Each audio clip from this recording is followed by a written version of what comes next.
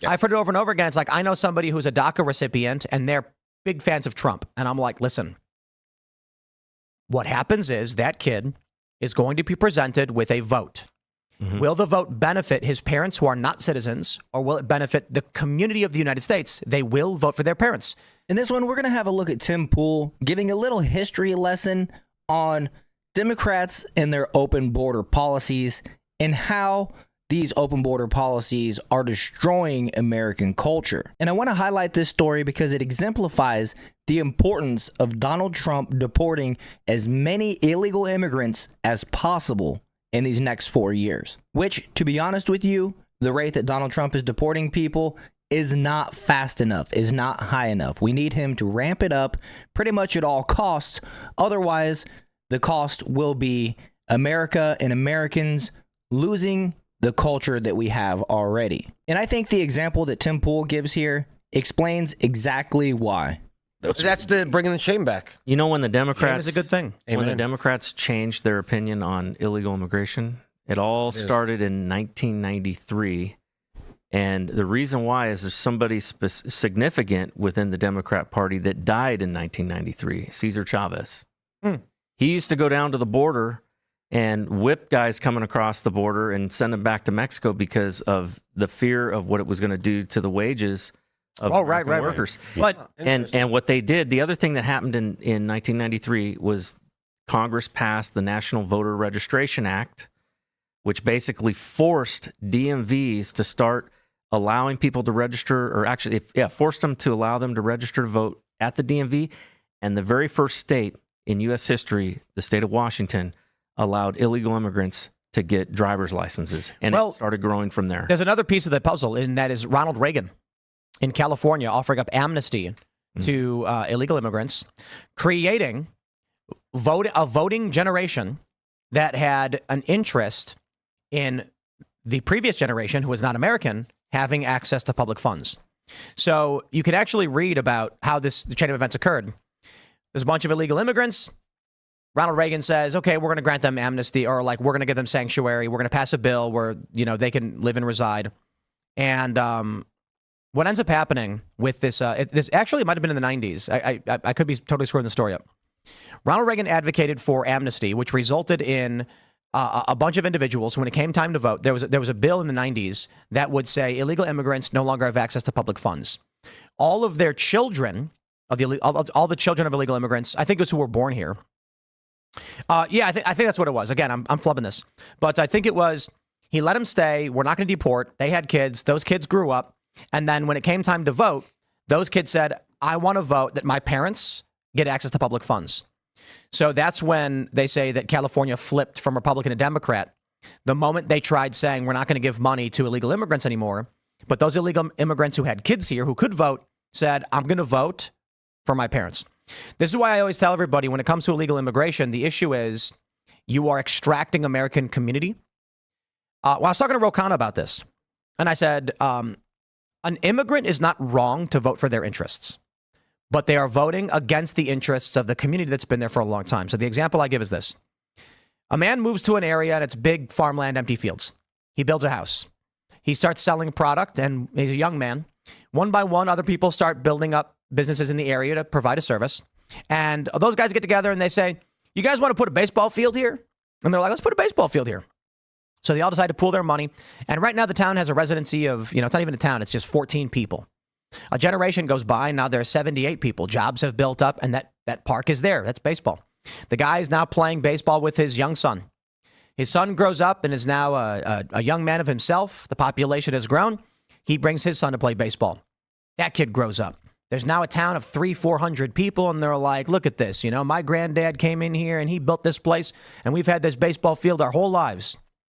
I want my kids to play in this baseball field. And you know what? It's fallen into disrepair. So he goes to a community center meeting. The whole town is there. And he says, I know that we've got some extra funds. My granddad was here. He built that baseball field. Why don't we all pool our money together and use some of the tax resources we have to make that baseball field better? And all of the residents clap and cheer, except for the Haitian migrants who were moved in by Joe Biden. All 400 of them.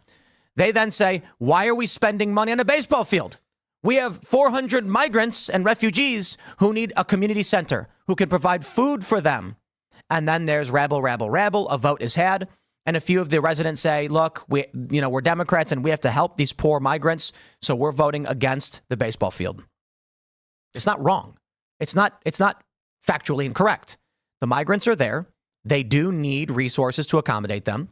The issue is when you bring in people who are not members of the community, they will vote against the interests of the community. And it's not fair to the people who planted trees whose shade they knew they would never sit beneath. What we end up with is this culture where Democrats are chopping down all the trees for quick fuel, leaving the future barren. And then you have the right, which is not just Republicans, largely not Republicans. It's MAGA, let's be honest. The Republican Party has failed miserably.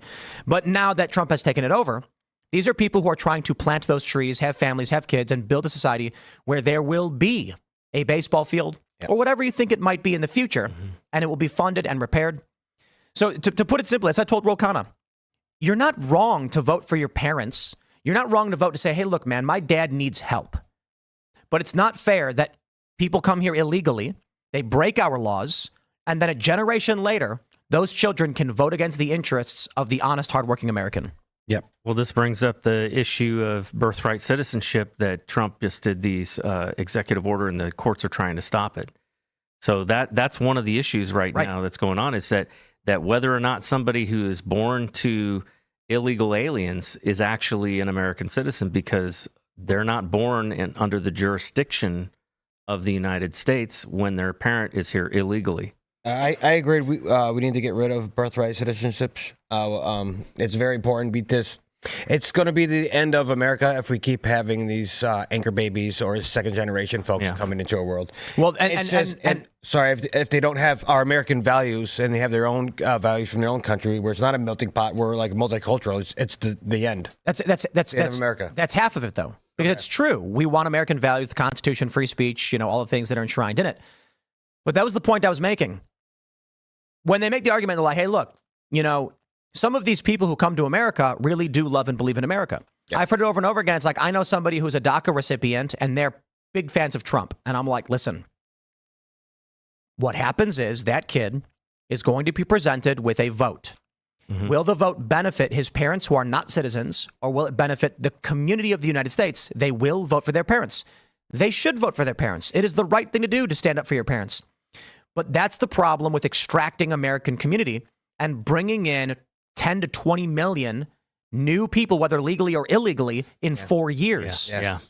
It's not that they're voting incorrectly. It's not they're voting morally wrong. It's they're voting against nature. The interests of people who live here. Yeah. We need to go back to the 1920s where we did like a...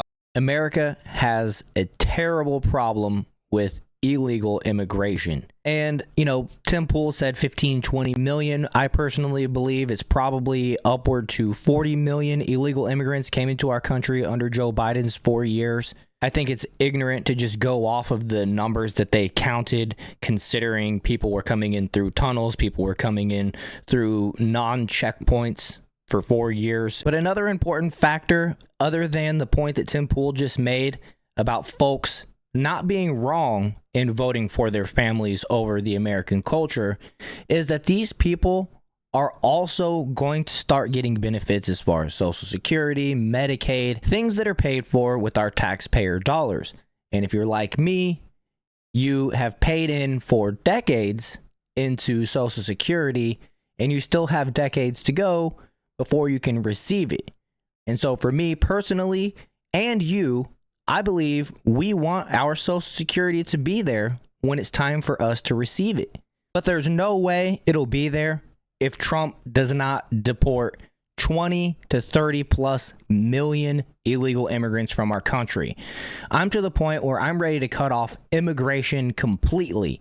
Legal and illegal immigration, just done, until America can secure our borders and get right with the American people in its relationship to the federal government and our state governments, and get people on the same page as far as our government serving the American people. It's just as simple as that, right? We don't need to be the world's piggy bank, and we certainly can't be taking in a bunch of people from other countries who aren't bold enough, strong enough, or willing to make their own country better. They just want to come here and suck from the tit of the United States federal government that's going to give them all kinds of benefits at our expense that have been here our entire lives. So anyways, I genuinely hope you enjoyed this video and that Tim Pool's analogy might have struck a chord with you when it comes to Donald Trump deporting all of these people. Like I said, he needs to ramp it up. But if you enjoyed this video,